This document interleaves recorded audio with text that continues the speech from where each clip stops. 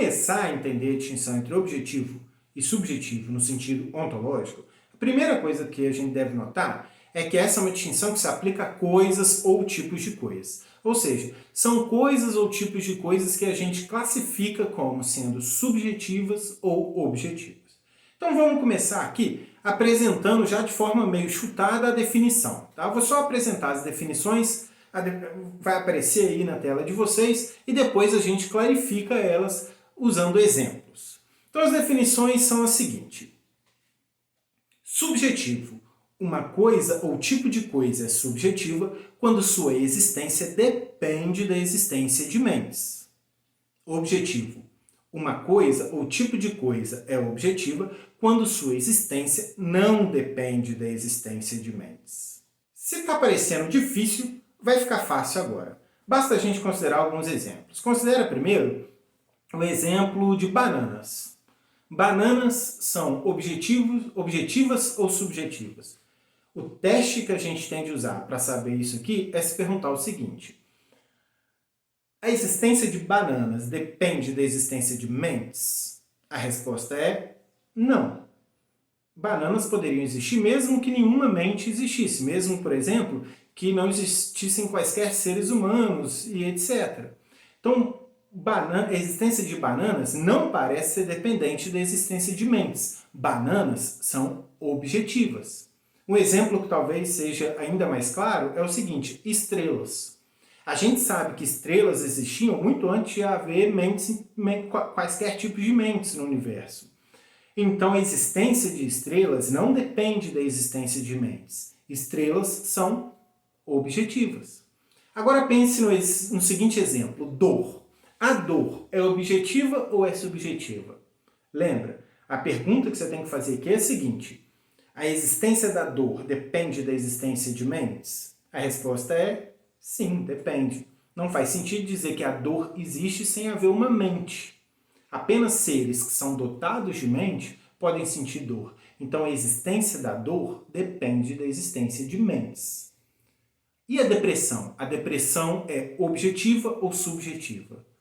No sentido ontológico da palavra. Ela é subjetiva. Por quê? Não faz sentido nenhum, novamente, dizer que existe depressão se não existem mentes.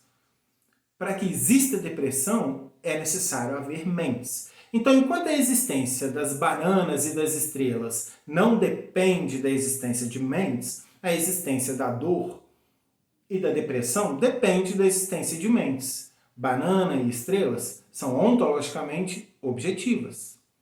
A dor e a depressão são ontologicamente subjetivas. Mas há uma coisa curiosa aqui. Para dar exemplo de coisas que são, ou tipos de coisas que são ontologicamente subjetivas, eu citei casos de estados mentais, como dor e depressão.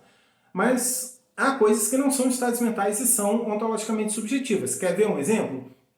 Pensa, por exemplo, em mercados. Mercados mesmo, um mercado. Não a lojinha de mercado, mas o mercado que os economistas estudam.